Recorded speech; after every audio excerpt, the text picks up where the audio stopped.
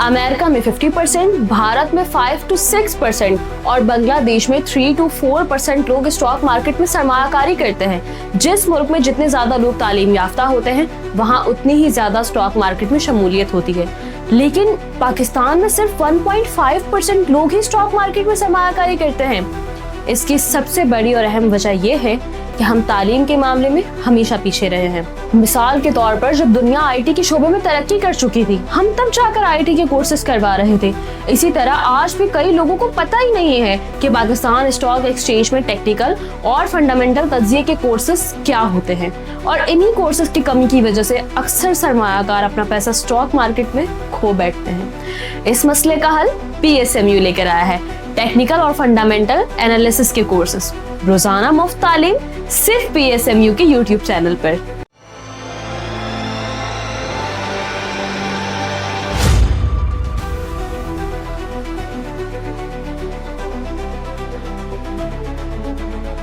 अस्सलाम वालेकुम, मैं हूं नादिया अनवर और आप देख रहे हैं पाकिस्तान शेयर मार्केट अपडेट्स। नाज़रीन, बात करेंगे आज मार्केट की, और आज जो है हमने जो दिन एक्सपीरियंस किया स्टॉक मार्केट की, मेरे ख्याल से तारीख में ये पहली दफ़ा ऐसा हुआ कि मार्केट ने इतना मैसिव जो है डाउन ट्रेंड एक्सपीरियंस किया है। जी हाँ, 15,000 पॉइंट्स डाउन मार्केट रही, क्योंकि जब हम कल बात कर रहे थे अपने एक्सपर्ट्स वगैरह से तो सबका यही कहना था कि मे बी 8,000 मे बी 7,000 कुछ इस तरह से पॉइंट्स जो है मार्केट डाउन होगी। बट जो है 15,000 ये तो मेरे ख्याल में जो है हिस्ट्री में पहली बार ऐसा हुआ है। और ऑब्वियसली इस वक्त जो है हम इसकी वजूहात के हवाले से भी बात करेंगे। और मार्केट ने जो है आज मार्केट हॉल्ट भी हुई थी, जो कि ये कहा जाता है कि अगर 5% से ज़्यादा जो है मार्केट डाउन हो तो जो है मार्केट हॉल्ट ज़रूर होती है। तो इस वक्त हम बात करेंगे, और अपने जो पड़ोसी ममालिक जो हैं उनकी जो स्टॉक मार्केट है, कुछ बंद थी और कुछ जो ओपन भी थी, उनमें भी हमने मंदी की सूरत हाल देखी है। यहाँ पर हम बात करेंगे कि इस वक्त फर्दर जो है मार्केट में क्या लग रहा है और क्या चीज़ें जो है फर्दर और हो सकती हैं, क्योंकि एक बहुत बड़ा पॉइंट ये है कि आखिर ये कब तक ये चीज़ जो है ये चलती रहेगी। और जो है आज हमारे साथ जो गेस्ट मौजूद हैं, इस हवाले से आज जो हमने डिस्कशन के लिए जिनको इनवाइट किया है, जी हाँ, फर्स्ट टाइम PSMU के प्लेटफॉर्म पे वो आए हैं। जी हाँ, मैं बात कर रही हूँ जाहिद लतीफ़ खान साहब की, जो कि CEO हैं ZL के ग्रुप के। जी हाँ, और उनसे हम बात करेंगे, जानेंगे, और जो है सारी वजूहात भी हम उनसे मालूम करेंगे कि आखिर क्या वजह है, आगे फर्दर क्या स्टांस है। और उनको वेलकम करने से पहले आप लोगों से ये ज़रूर रिक्वेस्ट करूँगी कि आप लोग जो है मेरे प्रोग्राम्स को ज़्यादा से ज़्यादा लाइक किया करें, साथ ही साथ मेरे चैनल को भी सब्सक्राइब करें, और इसके अलावा आपने इसको जो है शेयर करना है सबके साथ, ताकि लोगों को इन्वेस्टमेंट की और फाइनेंशियल मार्केट की अवेयरनेस हो। तो चलिए जी, चलते हैं अपने गेस्ट की तरफ और उन्हें वेलकम करते हैं। अस्सलाम वालेकुम सर। वालेकुम अस्सलाम, thank you very much for inviting me. Thank you so much sir for your time and welcome to my session. Sir, सबसे पहले तो जो है मैं चाहूँगी कि आज जो मार्केट में हुआ, आई थिंक ये पहले कभी नहीं हुआ, हमने एक्सपीरियंस किया PSX ने। क्या कहेंगी, क्या एक मैं चाहूँगी कि एक ओवरव्यू आप शेयर करें हमारे नाज़रीन के साथ। हाँ जी, वंस अगेन थैंक यू। वाकई ये तो आज एक अनप्रेसिडेंटेड डे था, और 15,000 नहीं बल्कि 16,000 पॉइंट जो है वो मार्केट गिरी है, विच इज अराउंड 10%। ठीक है ना। तो सुबह मार्केट खुली ही बहुत ज्यादा प्रेशर में थी, और फिर थोड़ी देर बाद ही वो हॉल्ट होगी। हॉल्ट होने के बाद एक वक्फा दिया जाता है, वक्फे के बाद दोबारा खुली तो मार्केट ने रिकवरी की, और मार्केट ने अच्छी स्मार्ट रिकवरी की। लेकिन फिर जो है वो मार्केट गिरना शुरू होगी, क्योंकि देखें इस वक्त जो है ना बड़ी फ्लूइड सिचुएशन है। हालात जो है वो अनसर्टेनिटी है, और जो अनसर्टेनिटी जिसको गैर यकीनी सूरत हाल कहा जाता है, वो सबसे ज्यादा किलिंग चीज है किसी भी कारोबार के पॉइंट ऑफ व्यू से। और स्टॉक मार्केट में अगर तो ये खबर आ गई कि जी फला एक और जगह पे हिट कर दिया उन्होंने, या और सऊदी ऑयल फैसिलिटीज को हिट कर दिया, या कुछ जहाज गिरने की खबर आ गई, F-15 गिरने की खबर आ गई, तो उसने यकीनन मार्केट को फिर दोबारा से अननर्व किया और उसमें पैनिक सिचुएशन आई। लेकिन जिस तरह हम लोग कल भी बात कर रहे थे और आज भी बात कर रहे हैं कि मार्केट कि हमारी जो वैल्यूएशन है वो बहुत अट्रैक्टिव लेवल पे आ गई है। हम्म और मैं समझता हूँ कि हमारी जो नेबरिंग कंट्रीज हैं, या फॉर दैट मैटर वो कंट्रीज जो कि डायरेक्टली अफेक्ट हुए हैं, मतलब मिडिल ईस्टर्न कंट्रीज, उनके अंदर भी परसेंटेज पॉइंट ऑफ व्यू से इतनी ज्यादा मंदी नहीं हुई। कुछ तो मार्केट्स उनकी क्लोज थी, हम्म कुछ ममालिक की मार्केट्स खुली हुई थी, बट उधर इतना ज्यादा पैनिक नहीं हुआ जितना पैनिक यहाँ पर हुआ। एग्जैक्टली। उसमें मेरा ख्याल है इसमें लेवरेज का भी एक बहुत बड़ा रोल है, क्योंकि हमारी स्टॉक मार्केट में ये जो फ्यूचर्स की पोजीशन थी, एमटीएस की, एमएफएस की, वो कलेक्टिवली जो मार्जिन पोजीशन है या लेवरेज पोजीशन है, उसका भी एक रोल होता है कि जिस वक्त बंदा लोगों ने लेवरेज पे पोजीशन ली हो और जरा सी भी अनसर्टेनिटी हो, तो वो चाहते हैं कि हम इसमें से एग्जिट कर लें। हाँ। तो फिर ये होता है कि अगर एक अकाउंट में, एक पोजीशन में लॉस हुआ है, उस लॉस को रिकवर करने के लिए दूसरी अच्छी चीज जो वैल्यू वाली चीज है, उसको भी लोग उठा के बेच देते हैं और रुथलेस तरीके से सेलिंग करते हैं, जिसपे ना फिर बाकी देखने वाले भी पैनिक हो जाते हैं। So this is a trigger effect. It was bound to happen. जाहिर बात है, वॉर हो रही है, पाकिस्तान की तो ऑलरेडी अफगानिस्तान के साथ बड़ी स्ट्रॉन्ग जो है वो चपकलिश चल रही है। ऊपर बिल्कुल। से ईरान वाला मामला, ईरान भी हमारा नेबर है, और उसका स्पिल ओवर इफेक्ट पाकिस्तान पे आने के यकीनन खदशात तो मौजूद है। तो ये फैक्टर्स हैं जिन्होंने आज बड़ा इंपॉर्टेंट रोल प्ले किया। बिल्कुल। और सर जैसे कि ऑयल ऑयल कंपनीज हैं, ये भी आज काफ़ी ज़्यादा जो है लोअर लॉक पे, खैर लोअर लॉक तो पूरी मार्केट ही थी, लेकिन जो है हमने देखा जैसे ओजीडीसी और दूसरी ऑयल कंपनीज भी काफ़ी डाउन ट्रेंड थी। वो वजह यही थी कि इस वक्त जो है जो ऑयल प्राइसेस बहुत ज़्यादा हाई जा रही हैं। तो अभी इसका क्या इम्पैक्ट फर्दर जो है ये ऑयल एंड जो हमारी ऑयल सेक्टर है उसके ऊपर कैसा देख रहे हैं, और कब तक ये इम्पैक्ट रहेगा? देखिए, ऑयल प्राइसेस बढ़ने से पाकिस्तान की इकॉनमी एज ए होल को तो नुकसान है, हम्म क्योंकि पाकिस्तान मेजर इंपोर्टर है ऑयल का। हम्म और अगर ये $70 एवरेज से $80 एवरेज पे अगर आके रुक जाती है, तो भी पाकिस्तान का इंपोर्ट बिल जो है वो अराउंड $2.25 अरब से बढ़ जाएगा। अच्छा, ये तो एक अपनी जगह पे सिनेरियो है, लेकिन हम्म जो पाकिस्तान स्टॉक एक्सचेंज पे oil and gas companies, exploration companies जो हैं, हम्म उनका उनको तो टेक्निकली फायदा होगा, क्योंकि वो हाँ जो उनके यहाँ पर लोकल प्रोडक्शन है, वो भी ऊपर वाले रेट पे, जो मार्केट इंटरनेशनल रेट है उसके ऊपर वो बेच रही होंगे। जब वो उस पे बेच रही होंगी तो वो कंपनी प्रॉफिटेबिलिटी उनकी बढ़ जाएगी।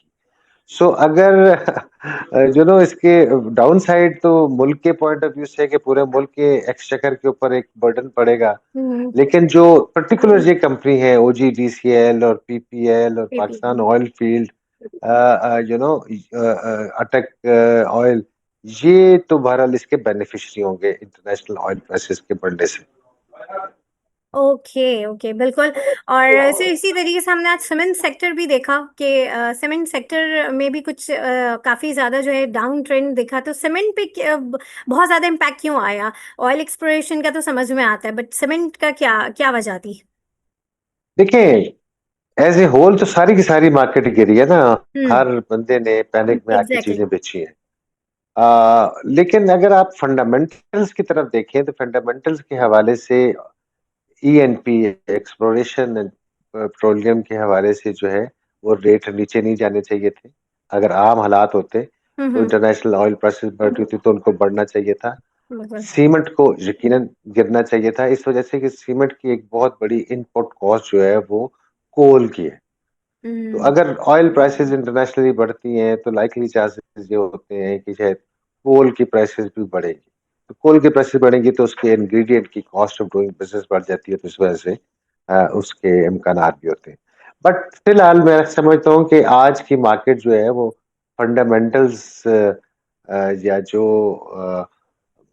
सिचुएशन डेवलप हो रही है उसके साथ किस कंपनी को फायदा होगा, किसको नुकसान होगा, उसको मार्केट ने फिलहाल इग्नोर किया है। मार्केट का इस वक्त फुल फोकस जो है वो वॉर के ऊपर है, और वॉर की वजह से जो एक पैनिक सिचुएशन है उसके ऊपर है सारा। सही बिल्कुल। और आज की मार्केट जैसे कि सर ने कहा कि इस वक्त पैनिक सिचुएशन की वजह से इतना मैसिव डाउन हुआ है। और यहाँ पर हमारे साथ कुछ पार्टिसिपेंट्स हैं, उनके हम सवाल भी ले लेते हैं। जी मुकीत, अपना सवाल कीजिए प्लीज। अस्सलाम वालेकुम जाहिद साहब। वालेकुम अस्सलाम सर। अच्छा सर, ये बताएं कि आप क्या देख रहे हैं कि ये जो हालात अभी क्रिएट हो गए हैं, ये तो अभी कुछ अरसा चलेंगे, क्योंकि ट्रंप ने कहा है कि 4 से 5 हफ्ते तक ये स्ट्राइक्स कंटिन्यू रहेंगी। तो इन हालात में आपके ख्याल में ये जो ब्रोकरेज हाउसेस होते हैं, इनके डिफॉल्ट होने का कितना खतरा बढ़ जाएगा? नहीं सर, ब्रोकरेज हाउसेस के डिफॉल्ट होने का इंशाल्लाह ताला खतरा नहीं है। इसलिए कि ब्रोकरेज जो है वो जो किसी जमाने में 2005-6 में बदला हुआ करता था, जो इन हाउस ही ब्रोकर्स बदला करते थे, वो तो अब सिनेरियो खत्म हो गया। अब बदला जो है वो एमटीएस है, एमएफएस है, या फ्यूचर्स के अंदर लेवरेज की पोजीशन है। तो और प्लस ये है कि national clearing company of Pakistan जो है वो इंस्टेंटली जो है साथ साथ वो मार्क टू मार्केट जो है वो लॉसेस कलेक्ट करती रहती है। सो आई एम प्रिटी श्योर कि इंशाल्लाह ताला ब्रोकर्स के हवाले से कोई परेशानी की सूरत हाल नहीं। अच्छा, दूसरा ये बताएं कि जिन लोगों ने डिलीवरी पे उठाए हुए हैं शेयर्स, तो आप उनको सजेस्ट करेंगे कि वो अपने जो शेयर्स हैं वो अपने ब्रोकर अकाउंट से सीटीसी अकाउंट में अगर शिफ्ट कर दें कुछ अरसे के लिए, तो ये उनके लिए बेहतर होगा? मैं सर समझता हूँ कि ये कुछ अरसे वाली बात नहीं है, ये तो वैसे भी है कि डिलीवरी लोग जो हैं वो अपने कस्टडी में लें, अपने इन्वेस्टर अकाउंट में लेके जाएं। देखिए मैं जो है ना फाइनेंशियल लिटरेसी के हवाले से और ये जो क्लाइंट्स की अवेयरनेस के हवाले से ना बड़े अरसे से इस पे काम करता हूँ। मैं लोगों को ये कहता हूँ कि आप जब किसी शॉप पे जाते हैं कुछ शॉपिंग करने के लिए, पैसे दे के उसके बदले में जो भी चीज खरीदते हैं उसको गाड़ी में रख के ले आते हैं। ऐसा कभी भी नहीं हुआ कि आप चीज शॉप से खरीदे और फिर उसी को दे आए, उसको के अपने पास रखो और ठीक है इसको इस्तेमाल करो या ना करो, लेकिन अपने पास रखो। सो बात ये है कि डिलीवरी जो है वो अगर लोग अपने इन्वेस्टर अकाउंट में ले जाएं तो this is always a prudent thing. मैं तो खुद ब्रोकरेज हाउस चलाता हूँ, मेरे कस्टमर्स को मैं इनकरेज करता हूँ कि आप इन्वेस्टर अकाउंट में ले जाएं ताकि वो महफूज रहे, उनके उसमें रहे। लास्टली मैं आपको ये बताऊंगा कि मैं आप ही का अकाउंट होल्डर हूँ और बड़ा अच्छा एक्सपीरियंस है मेरा आपके साथ। Thank you sir. I am grateful, thank you very much जी, thank you very much. Thank you Mukeet साहब। जी आप इधर ही अपना सवाल कीजिए। अस्सलाम वालेकुम मैम। अस्सलाम वालेकुम सर। जी वालेकुम सलाम। वालेकुम अस्सलाम। सर हम तो दूसरों से उधार पकड़ पकड़ के ना माल और खरीद रहे हैं। और एक तो ये है कि हमें खरीदना चाहिए या नहीं खरीदना चाहिए, एक तो इस सवाल का जवाब दें। और दूसरा सर, ये इतने बड़े बड़े नाम हैं, फौजी फाउंडेशन और ओजीडीसी, ये कहाँ स्टैंड कर रहे हैं? इनके उनको स्टॉक्स को भी लोअर लॉक लगे हुए हैं। अगर फॉर एग्जांपल अभी ट्रम्प कह दे कि मैंने और हमला करना है, तो ये फिर और ऐसे गिरती जाएगी मार्केट, या ये कहीं स्टैंड भी करते हैं? इनकी कोई अपनी वर्थ वैल्यू भी है कि नहीं है? शुक्रिया सर। बहुत शुक्रिया सर। आपका पहला सवाल ये था कि हम खरीद रहे हैं, उधार पकड़ पकड़ के खरीद रहे हैं। खरीदने पे तो मुझे कोई एतराज नहीं है, लेकिन उधार पकड़ने पे बड़ा शदीद एतराज है। Stock market long term investment का नाम है और वो सर हमेशा उस पैसों। Sir sir sir I am sorry to जी इंटरप्ट जी। यू। मैं बिजनेस करता हूँ, हम बिजनेस कम्युनिटी से लेते हैं पैसे। हम ये नहीं लेवरेज वाले और वो सूद वाला काम नहीं है हमारा। हम तो पैसे ले लिए, सेल करके उनको पैसे दे देंगे। 5 लाख ले लिया तो कोई मसला नहीं है, 5 लाख 5 दिन में उनको वापस कर देंगे। ये मसला है। अच्छा सर, मैं इसके ऊपर भी आपको ना एक वजाहत बयान करना चाहता हूँ कि स्टॉक मार्केट इन्वेस्टमेंट एवेन्यू है। स्टॉक मार्केट की जो असल रूह है वो लॉन्ग टर्म इन्वेस्टमेंट है। स्टॉक मार्केट की असल रूह है कि आप किसी भी अच्छी का प्रॉफिटेबल कंपनी के हिस्सेदार बनते हैं। फर्ज करें आपने अभी फौजी फर्टिलाइजर का नाम लिया या ओजीडीसीएल का नाम लिया, ये इतनी बड़ी कंपनीज हैं, बिलियन डॉलर्स की कंपनीज हैं। ये मैं या आप इसको खरीद नहीं सकते कंपनी को, लेकिन हम इसके 500 शेयर या 5000 शेयर या 50,000 शेयर खरीद के हम इसके हिस्सेदार बन सकते हैं। और जब ये कंपनियां मुनाफा कमाएंगी, हम इसमें से अपना हिस्सा भी साथ साथ लेते रहेंगे डिविडेंड की सूरत में। अब बात आ जाती है कि कहीं से पैसे लेकर स्टॉक मार्केट में लगाना और एक सर्टेन टाइम के ऊपर उसको वापस देने की एक पाबंदी होना। सर ये स्टॉक मार्केट की रूल नहीं है। स्टॉक मार्केट का कंसेप्ट इसके साथ नहीं मिलता जुलता। आप अपने शौक के साथ लेवरेज के काम कर रहे हैं, आप शॉर्ट टर्म गेन्स के लिए कोशिश कर रहे हैं। तो अभी जो इस वक्त परेशानी की सूरत हाल है वो इसी वजह से है कि अगर खुदा न खास्ता ये परेशानी लंबी रही तो आपने पैसे वापस करने हुए तो फिर आप क्या करेंगे। लिहाजा ये स्टॉक मार्केट की रूह के मुनाफी बात है। बेसिक काम इसका यही है कि आप किसी भी एक कामयाब कारोबार के अंदर हिस्सेदार बनते हैं, तो बस फिर हिस्सेदार बन गए और वो डिविडेंड कमाता रहेगा और आप डिविडेंड एंजॉय करते रहे। सही, बहुत शुक्रिया जी बहुत अदील। शुक्रिया। You are a very nice and kind man sir, आप बहुत ज़हीन इंसान है, शुक्रिया। बहुत बहुत शुक्रिया सर, बड़ी बहुत मेहरबानी, थैंक यू। जी अदील साहब अपना सवाल करें। जी अस्सलाम वालेकुम जाहिद साहब, कैसे हैं आप? ठीक हैं वालेकुम सलाम जी, शुक्रिया सर।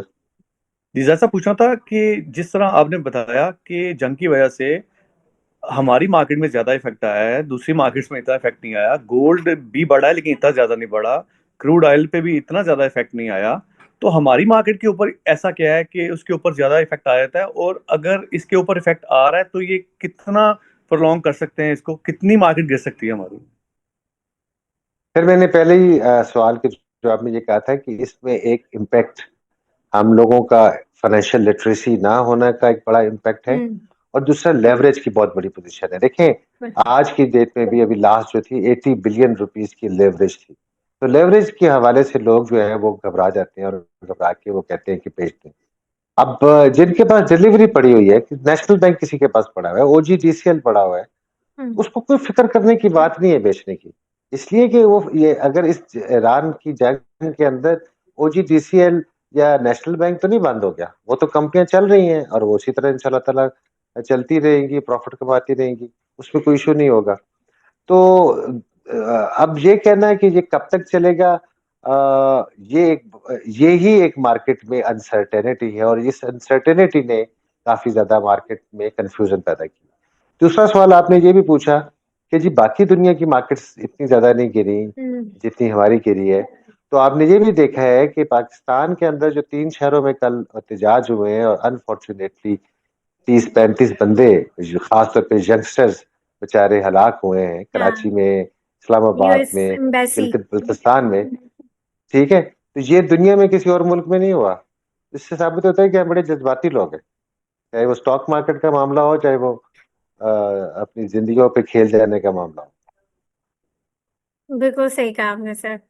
सर थैंक यू सो बहुत शुक्रिया दिल साहब। Thank you sir.